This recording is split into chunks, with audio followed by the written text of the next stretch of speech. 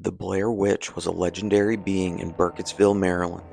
Several events over the course of centuries became blamed on an exiled woman named Ellie Kedward, who was said to have practiced witchcraft. The witch is described as a woman being covered in black fur, which is concealed beneath a wool shawl, and by another account having long, spindly, branch-like limbs. In the winter of 1785, Ellie Kedward was banished from the town of Blair after several local children accused her of performing witchcraft. She was presumed dead from exposure. She was hung on a tree with stones tied to each of her limbs, stretching her body down with gravity. The next year, all of her accusers and half the town's children vanished without a trace. Fearing a curse, the townspeople immediately fled Blair, vowing never to utter the name Ellie Kedward again. Sam Adams' book told of the trial of Ellie Kedward, her execution and supposed rebirth, as well as the curse of the entire town. It contained the first recorded use of the term Blair Witch.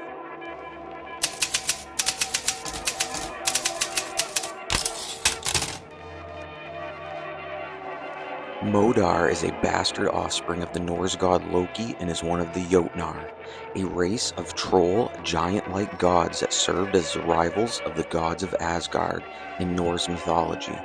She appears as an enormous elk-like monster with bright yellow eyes, skeletal head with antlers, and a pair of human-like hands on her head. Modar stalks travelers who enter the forest and marks the person who has suffered from emotional pain. That person is given a choice: worship Modar or die at her hands. Those who are not marked by her are tortured and sacrificed. After centuries, Modar has created a cult of worshippers made up of missing people who hike through the forest surrounding her home. The cultists who worship her are given eternal life and are protected by Modar from outsiders.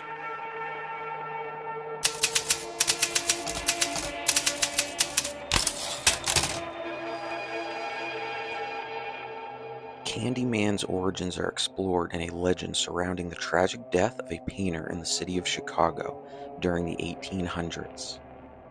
The story itself first appearing in 1890. The legend told that Candyman was initially the son of a slave who became extremely wealthy after inventing a machine which mass-produced shoes during the American Civil War. With this newfound fortune, the father had sent his boy to all the best schools in America.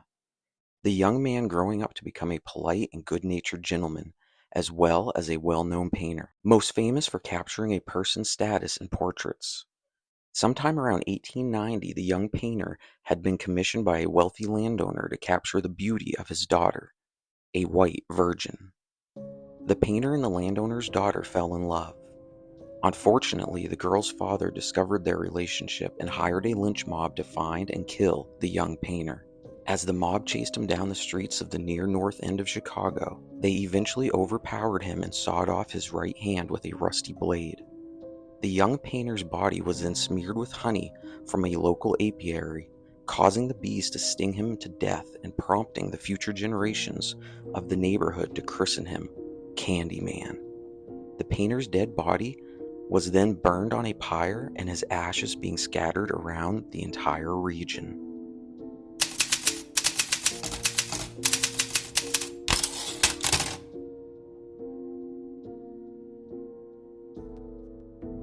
The monster from the film Jugface is an ancient, unseen entity residing in a muddy pit, worshipped by an isolated community that offers human sacrifices in exchange for health and protection. The creature communicates through a potter, Dawai, who unconsciously crafts clay jugs bearing the faces of the next intended sacrifices. The entity is never fully shown, keeping it a mysterious Lovecraftian force that acts as a neutral god, demanding blood. When a jug with a person's face is created, that individual must be sacrificed. The community has followed this pact for generations to stay safe from sickness. The pit offers healing, but when its wants are ignored, it unleashes violence on the community.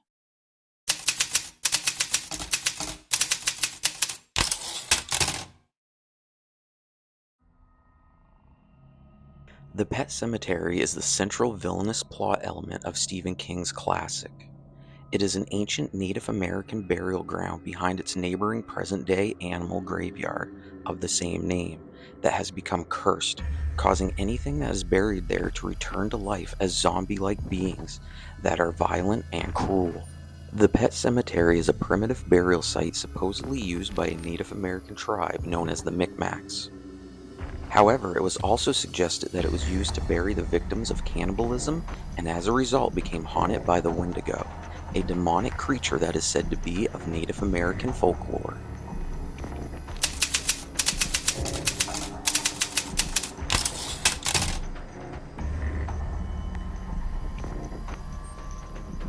The wooden golem in Oddity is a supernatural cursed mannequin gifted to Danny's family by a witch.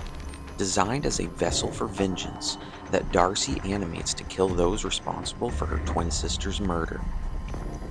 Inspired by Jewish folklore, the figure holds items like hair and blood in its head to function, serving as a terrifying instrument of retribution that forces characters to confront their crimes.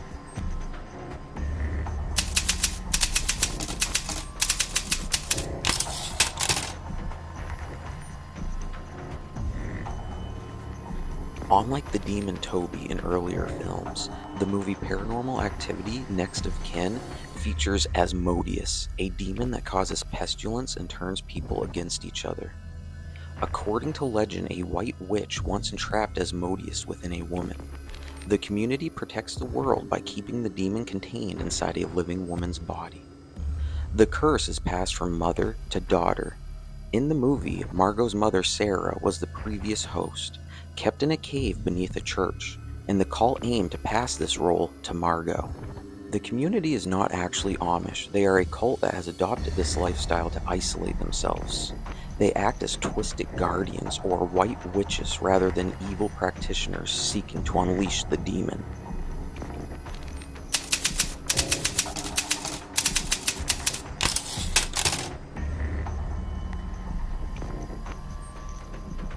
The Headless Horseman is said to be a Hessian mercenary who fought for the British and was decapitated during battle.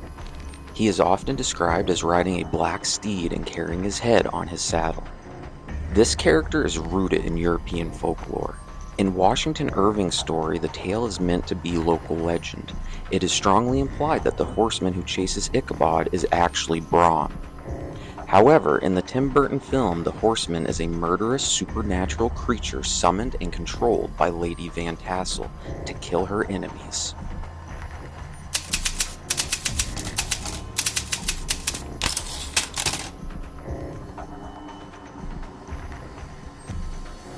In Child's Play, Damballa's name is used in the voodoo incantation by Charles Lee Ray to transfer his soul into the good guy doll host. However, in voodoo, Damballa is seen as a benevolent and patient, wise and kind, yet detached and removed from the trials and tribulations of daily human life. His presence brings peace and represents a continuum, at once the ancient past and the assurance of the future.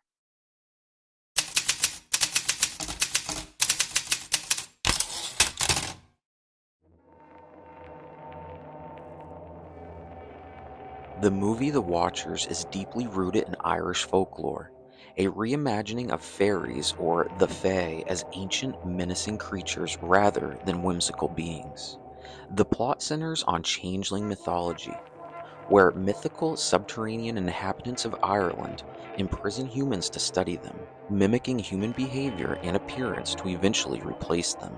In Irish mythology, the fairies were a divine, fair-skinned race.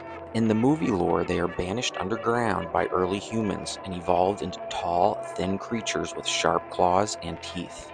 The movie references a history where humans and fairies lived in harmony, with some inbreeding resulting in hybrids that could survive in sunlight. The film takes place in rural Ireland, particularly the dark, ancient woodlands.